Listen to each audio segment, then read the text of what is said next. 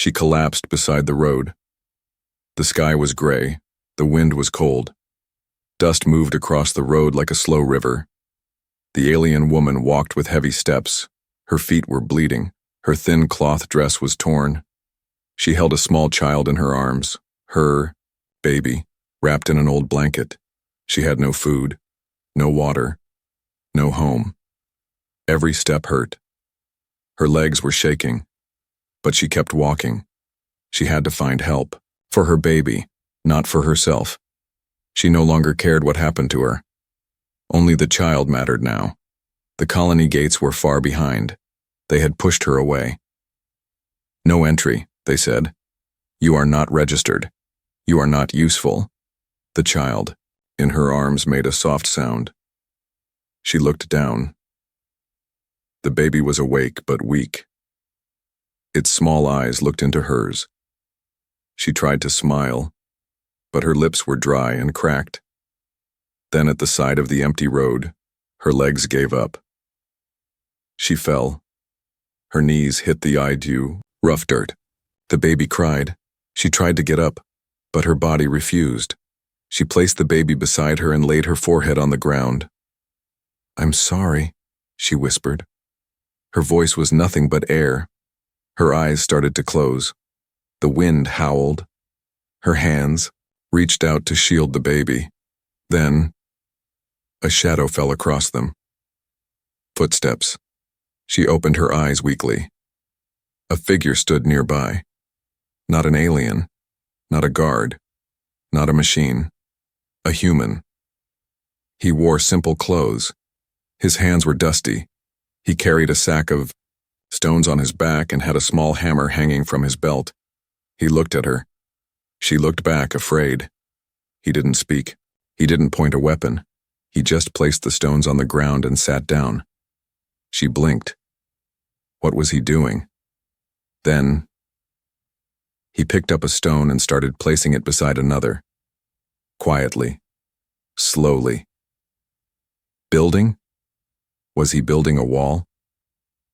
For a moment, she thought he was mad, or making fun of her. But his face was calm, focused. The baby cried again.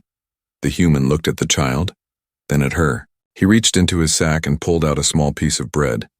She froze. Was it for her? He held it out, then placed it gently near the baby and backed away. She stared at the food. Her stomach hurt with hunger, but still, she hesitated. What if it was poisoned? What if it was a trick? But the baby needed it. With shaking fingers, she took the bread and broke off a piece. She placed it in the baby's mouth. The child chewed slowly. Tears filled her eyes. She took a bite too. It was old and dry, but to her it tasted like life. The human didn't speak. He just continued stacking stones, building what looked like a low wall, a shelter. She watched in silence. She wanted to ask questions, but her throat was too dry. So she simply lay there, watching. An hour passed, maybe more. The wind grew colder. The human took off his jacket and placed it over the baby. She gasped softly. Why? Why would he do this? Then finally he stood up, wiped sweat from his face and looked down at her. "You need a roof," he said. His voice was deep but gentle. She didn't understand the words fully, but she understood the heart behind them. Then he walked away, down the road, leaving his tools and his jacket behind. She looked at the half-made shelter. Stones stacked neatly in a half-circle. It wasn't much, but it was something, more than anyone had given her in weeks. The baby slept now, warmer under the jacket. Her body still ached, but inside her chest, something stirred. Hope. She pulled the jacket tighter around her baby. Then she looked up at the sky. Maybe, just maybe, they would live. And the human? She didn't even know his name. But in her heart, she knew this. He would come back. Why are you doing this? The sun rose slowly the next morning. The alien woman opened her eyes. For a moment, she didn't know where she was. Then she saw the baby beside her, still wrapped in the human's jacket. The stones around her had formed a rough shelter. The wind didn't touch them anymore. She sat up slowly. Her body hurt, but something was different. She felt safe. The human was not there. She looked around. No sound, no footsteps. Maybe it was a dream. But then she saw it. Something wrapped in cloth, placed carefully beside her. She pulled it open. Food. Warm bread. A flask of clean water. A small square of dried meat. She stared at it, confused. Why? Who gives food to a stranger with no name? Still, she picked up the flask and helped her baby drink first. The baby made a happy sound, soft but full of life. She smiled. Then she ate. Slowly. Carefully. That's when she heard the sound. Tap. Tap. Tap. She turned her head. The human was back. He was building again, lifting one stone after another, placing them with care. His hands were rough, his arms strong, his face focused. Like this was important. Like this little shelter was more than a pile of rocks. She stood up. Her legs still shook, but she walked to him. He looked at her but said nothing. She spoke quietly, her voice rough, her words broken. Why are you doing this? The human looked at her for a long moment. Then he smiled. Just a little. You looked cold, he said. She frowned. She didn't understand all the words, but his voice was kind. She pointed at the stones. Home? For me? He nodded. She stepped back, confused. But I am nothing. No money, no work, no name. You are a mother, the human said softly. That's enough. Her heart jumped. How could he know? Why did he care? The wind picked up again. The baby cried from the shelter. She rushed back, held the child close. The human watched. Then he did something strange. He sat down beside the baby, opened a small bag. Inside were smooth stones painted with color. He held one up. It looked like a little animal. A toy. He gave it to the baby. The child touched it, smiled, and laughed. The sound of that laugh made the woman's eyes fill with tears. It was the first time her baby had laughed in weeks. She sat beside them. They didn't speak for a long time. But in that silence, something grew. Like a small plant in the dirt, soft but strong. That night, the human didn't leave. He built a fire. They sat together around it. The woman rocked her child. The human carved a piece of wood. He was making something, another toy. When she fell asleep, the fire still burned, and the human was still there. The next day, others passed by. A few aliens on carts, some on foot. They stared at her new shelter. They whispered. Some laughed. Stonehouse? For her? Waste of time. She's not even one of us. She should be gone. But the human didn't stop building. She asked again. Why? He said. Because you deserve a roof. She said. But I'm not useful. You are alive. That's enough. She didn't know how to answer. No one had ever said that to her. Not since the war. Not since her world fell. The human didn't want thanks. He didn't want reward. He just came every day with stones, with bread, with toys.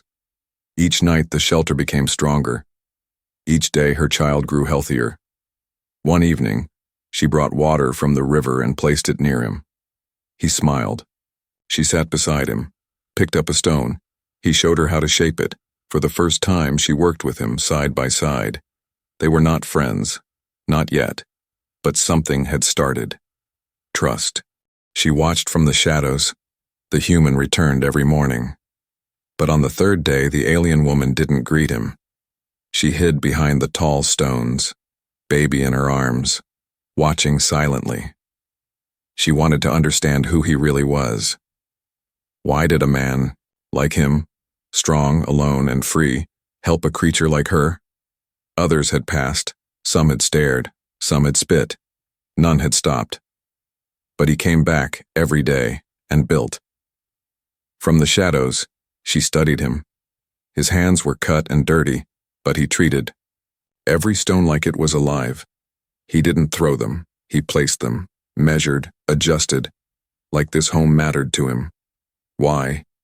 He brought wood, nails, even a thin cloth to use as a door. Was he building a house, or building something inside her heart? She didn't trust it yet. She couldn't.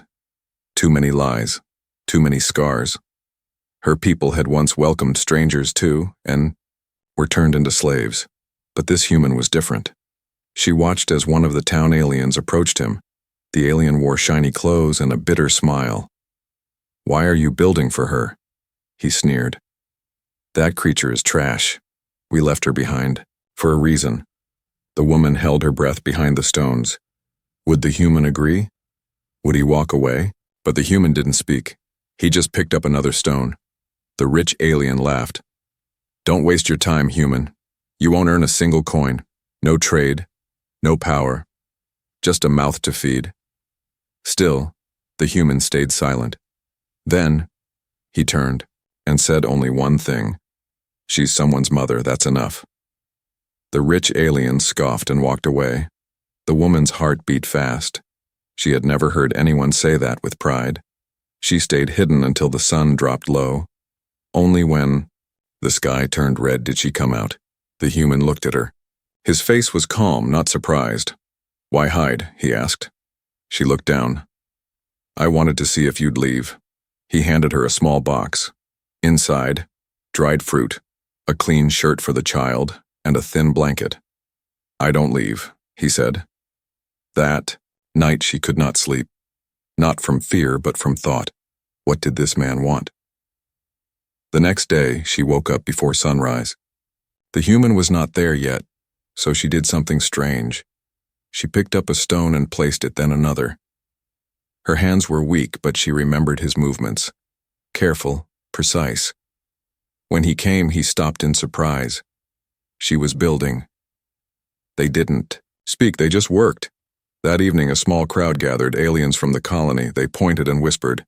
"She helps him now? She'll trap him. Maybe she'll eat him next." She lowered her eyes. But the human turned and stared at the crowd. He didn't yell. He didn't fight. He simply said, "You could have helped. You didn't. So now move." And they did. The woman stared at him in silence. Then, for the first time, she smiled at him. Just a little. That night, when the baby cried, the human took his pack and opened a small container. A tiny device, a glowing stone, warm to the touch. He placed it beside the baby. It glowed softly like a fire. The baby slept, and the mother whispered, "Thank you." The human didn't say anything back, but he smiled. The house with no name. By the end of the week, the house was almost finished. No roof leaks, no cold winds, no fear of rain. It was made of simple stones and wood, but it stood strong. And, for the first time in her life, the alien woman didn't sleep with one eye open. But still, the house had no name. She had never owned a home, never been welcome, and now something inside her was afraid to believe it was truly hers. That morning, she sat by the small doorway, baby in her arms. The child laughed, playing with the carved toy the human had made. She watched the sun warm the stones. They didn't shine, but they held warmth, like the human's hands. He arrived again, carrying not stones this time, but paint. She blinked in surprise. He began painting the outer wall with soft, earthy colors, shapes of leaves, stars, clouds, and a spiral that looked like a mother and child. She walked to him slowly. "What are you doing?" she asked.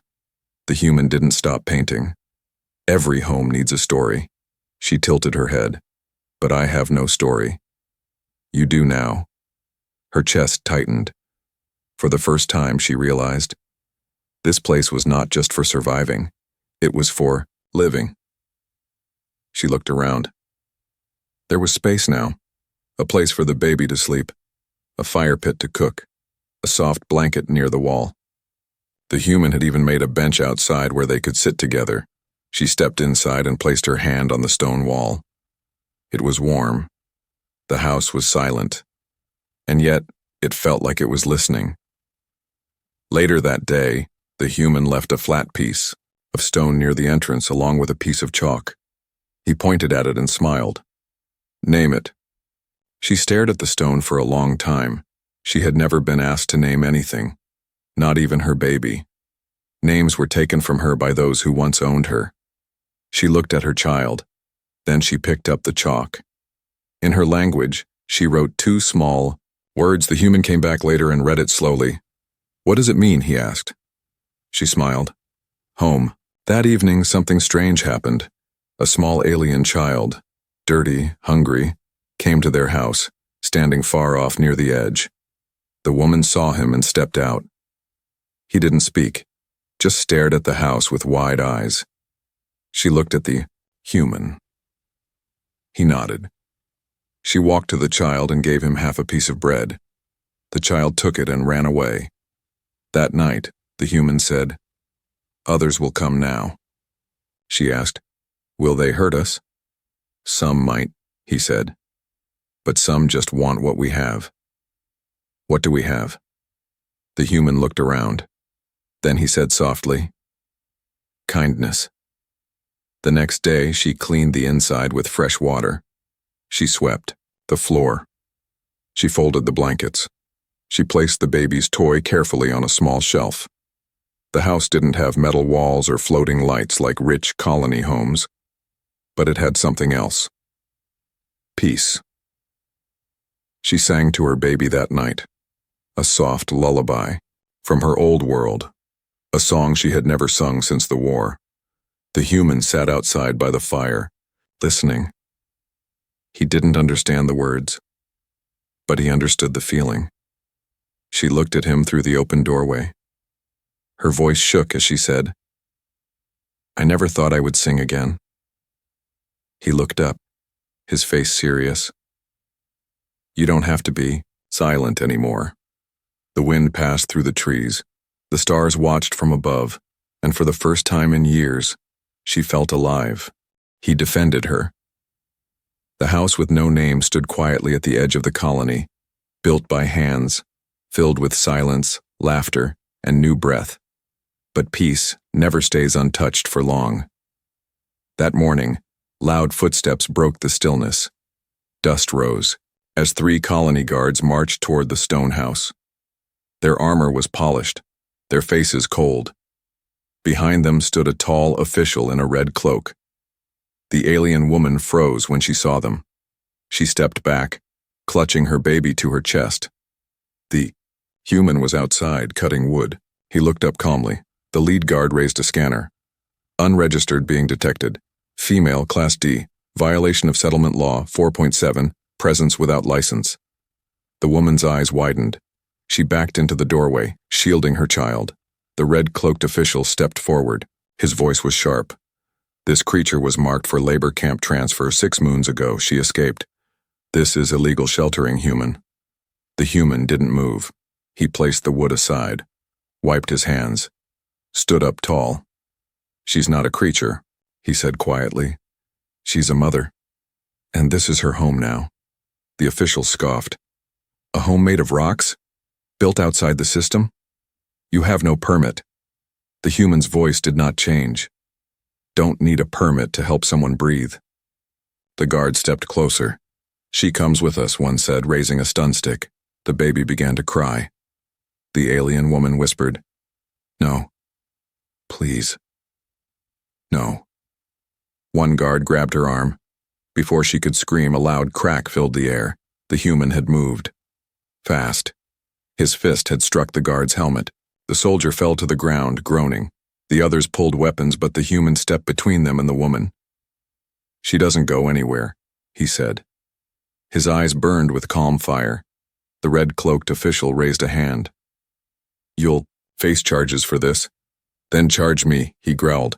But you're not taking her. Silence fell. The wind blew. Dust swirled around them. The official looked at the house, at the stones, the paint, the carving above the door. He hesitated, then snapped his fingers. The guards backed away. "This is not over," the official hissed. "Your kindness will cost. You human." They left, but their word stayed behind. The alien woman stood frozen. Then she rushed forward. "Why?" she asked, her voice shaking.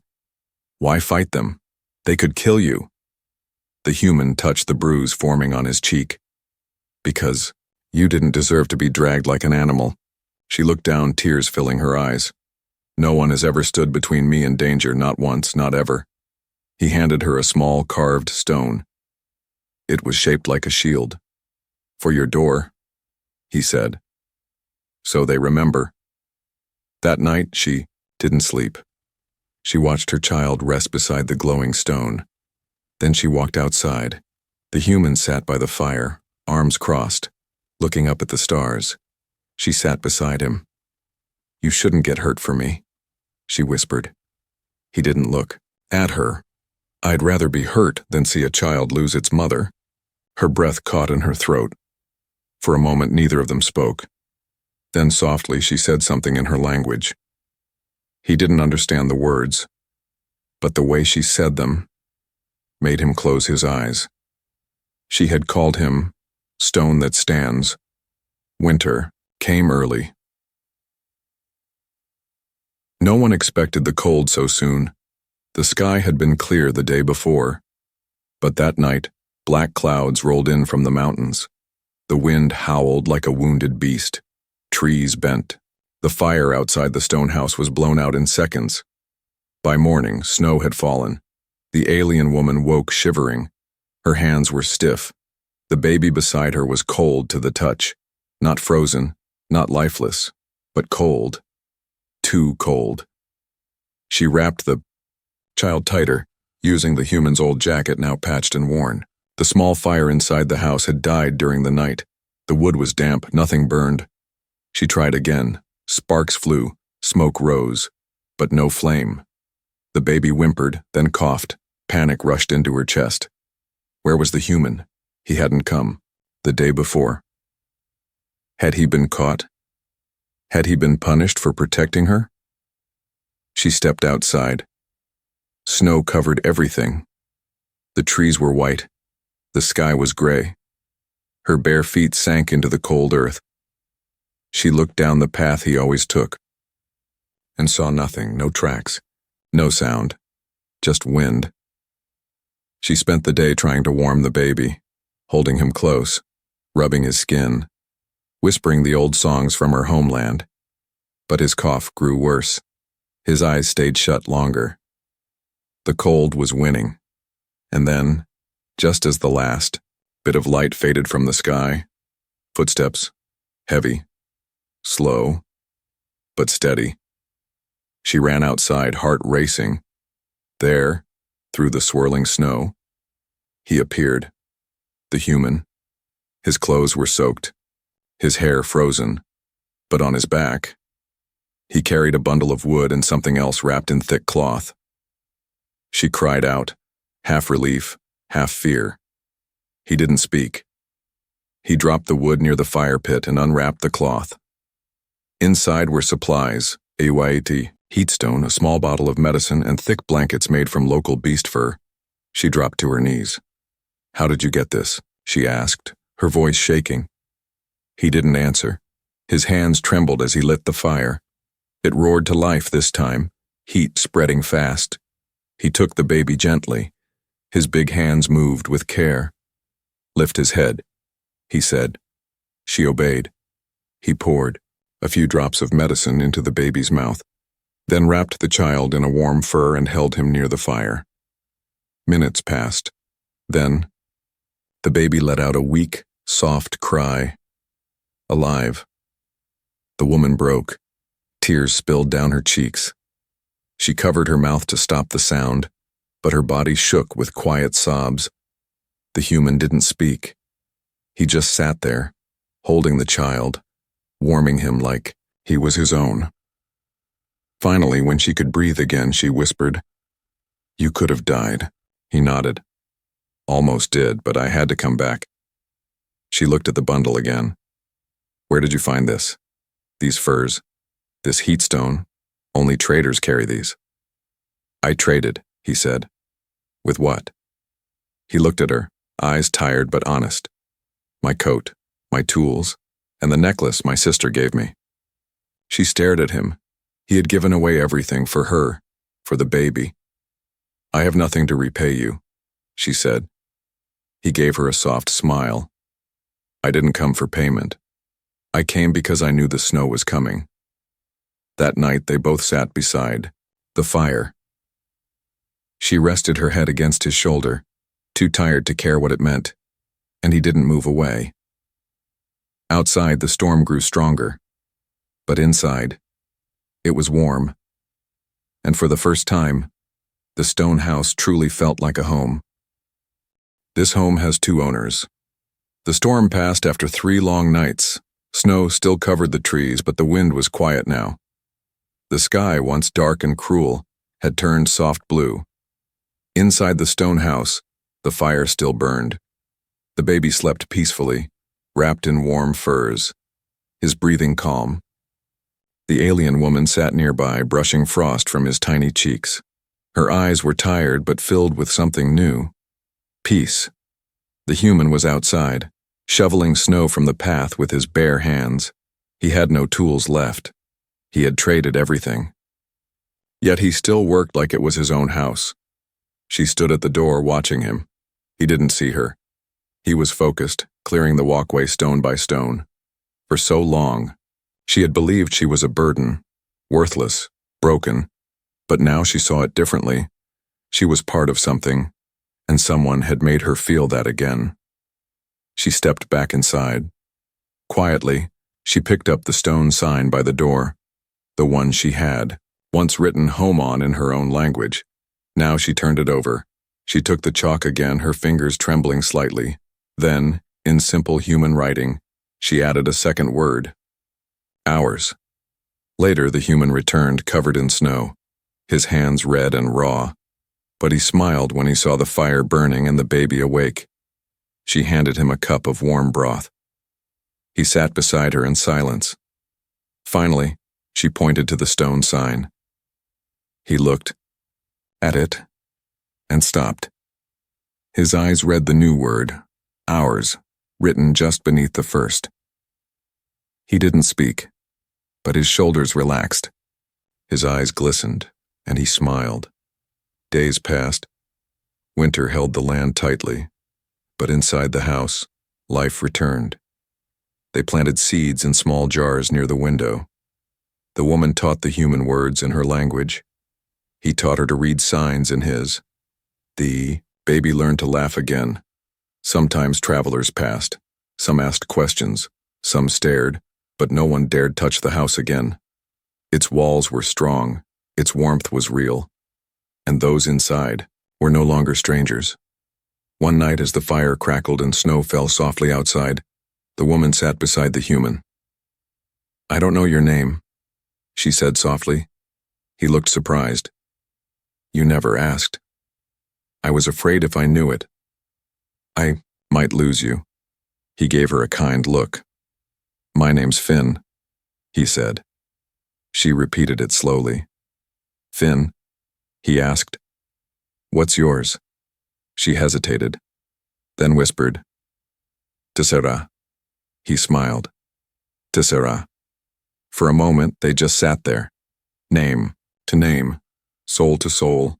The baby stirred and cried. Tessera stood to calm him, but Finn beat her to it, lifting the child gently, humming softly. Tessera watched. Her eyes didn't hold fear anymore. They held trust and maybe love. That night, as the fire dimmed, she placed the sign at the top of the door. Home. Orsa. Simple message. But in a world of cruelty, it was a powerful one. 2 broken people, 1 child, and a house made of stone and kindness. No palace, no riches, but a place where no one would be left out again.